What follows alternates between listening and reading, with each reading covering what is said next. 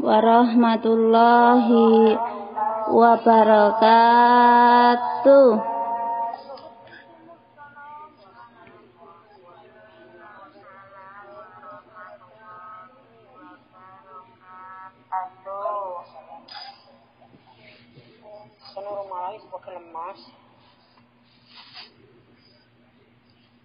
Kisah di rumah.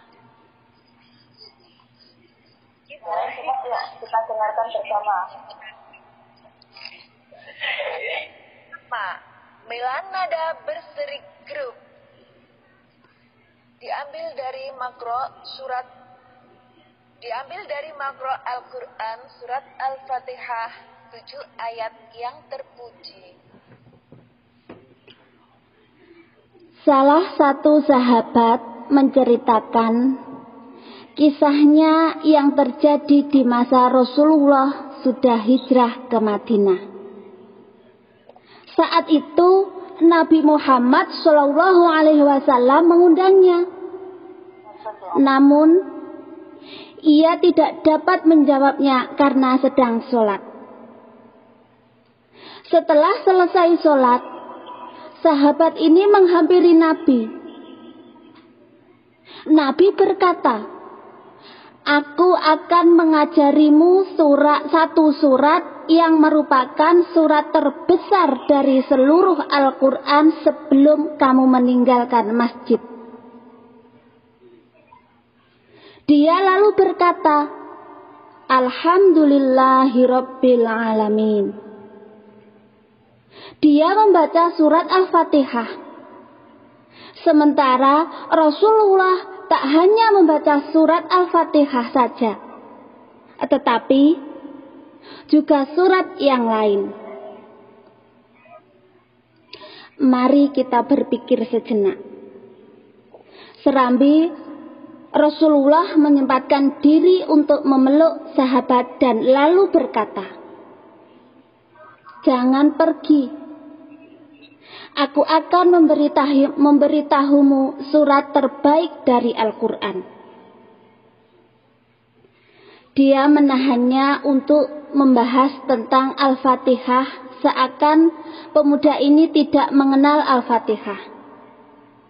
Padahal ia sudah tahu mengapa hal ini penting untuk diketahui.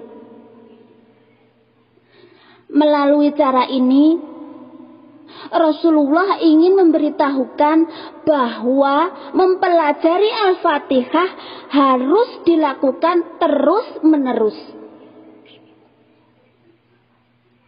Kemudian Rasulullah menjelaskan, ini adalah 7 al-masani dari Al-Quran yang agung yang telah diberikan kepadaku. Ini adalah 7 hal yang terpuji, atau 7 hal yang penuh dengan pujian. 7 di sini maksudnya adalah 7 ayat surat Al-Fatihah. Jadi Rasulullah berkata, ini surat paling hebat di dalam Al-Quran, yaitu 7 kalimat yang terpuji, yang berisi hal-hal yang paling terpuji. Dalam hadis yang lain, Rasulullah berbicara kepada Abu Hurairah. Dia berkata, ibu dan esensi dari seluruh Al-Quran adalah 7 yang terpuji, surat Al-Fatihah. Surat Al-Fatihah juga surat yang dipasangkan dalam bacaan sholat.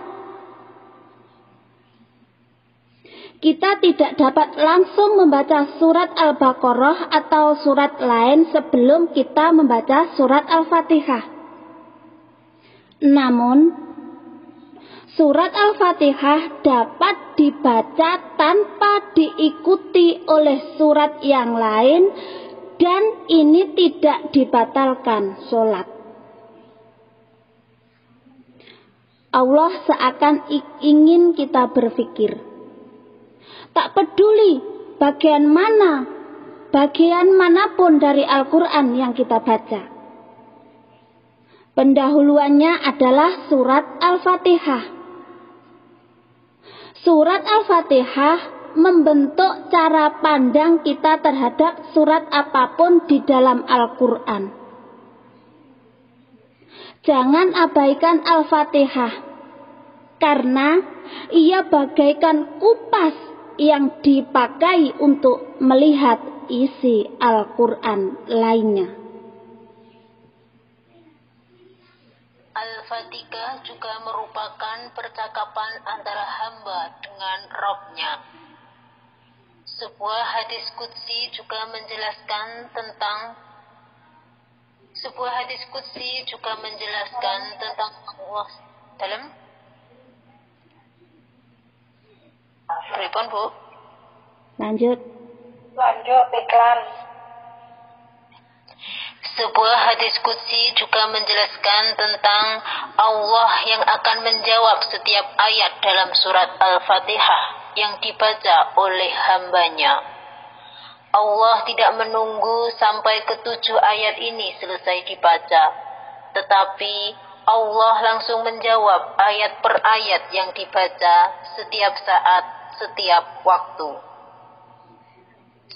Secara singkat, hadis qudsi ini terdiri dari 3 bagian.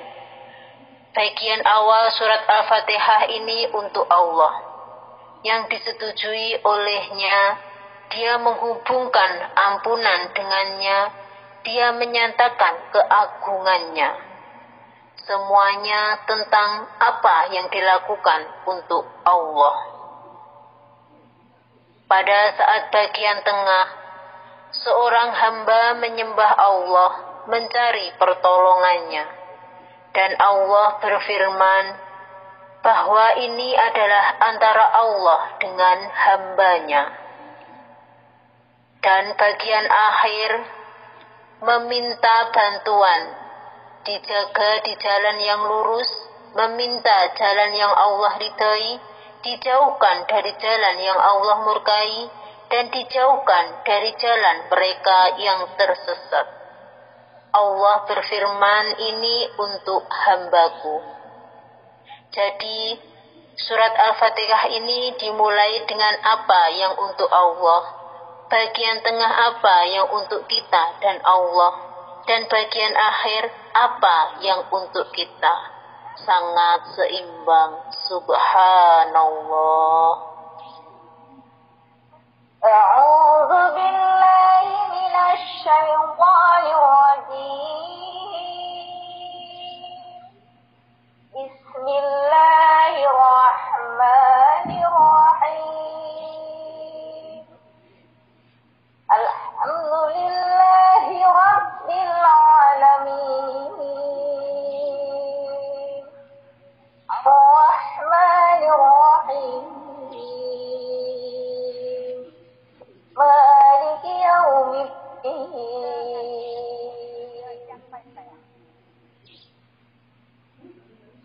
Dengan menyebut nama Allah yang Maha Pengasih lagi Maha Penyayang. Segala puji bagi Allah, Tuhan seluruh sekalian alam, yang Maha Pengasih, Maha Penyayang, pemilik hari pembalasan.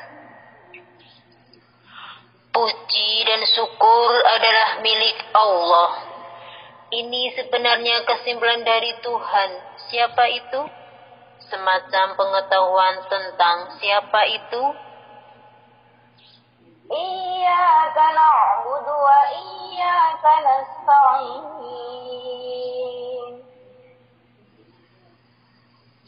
Hanya kepada Engkaulah kami menyembah, dan hanya kepada Engkaulah kami memohon pertolongan. Ini membawa kepada tindakan kita siapa menyembah Allah dan kita meminta pertolongannya. Sekarang kita mengambil tindakan dengan menyembah Allah. Jadi, kita perlu pengetahuan tentang Allah yang kita pasangkan dengan tindakan. Ada penggabungan antara pengetahuan dengan tindakan. اهدنا الصراط المستقيم صراط الذين أنعمت عليهم غير المغضوب عليهم ولا الضالين.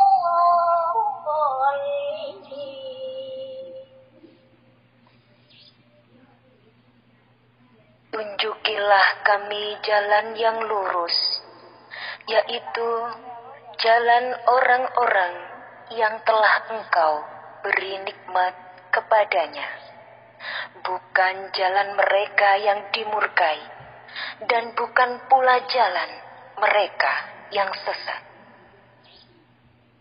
Tunjuki kami jalan yang lurus. Apa itu jalan yang lurus? Yaitu jalan yang Engkau beri rahmat. Jalan orang-orang yang memiliki pengetahuan yang benar dan bertindak berdasarkan pengetahuan. Orang-orang yang mengerti dengan baik antara pengetahuan dan tindakan. Bukan jalan orang yang dimurkai.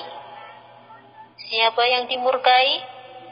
Yaitu orang-orang yang mengerti yang benar, tetapi tidak melakukannya. Mereka layak untuk dimarahi. Mereka orang-orang yang dimurkai, memiliki pengetahuan tetapi tidak melakukannya.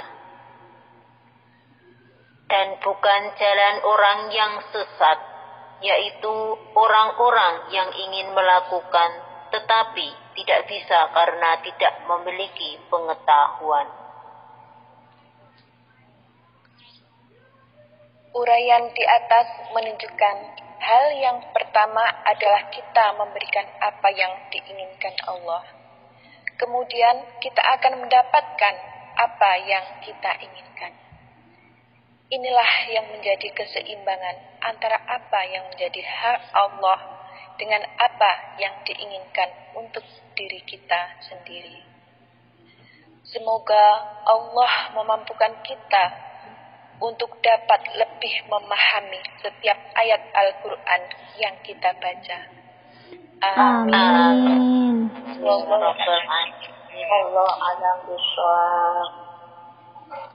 Wa akhiran Wassalamualaikum warahmatullahi wabarakatuh.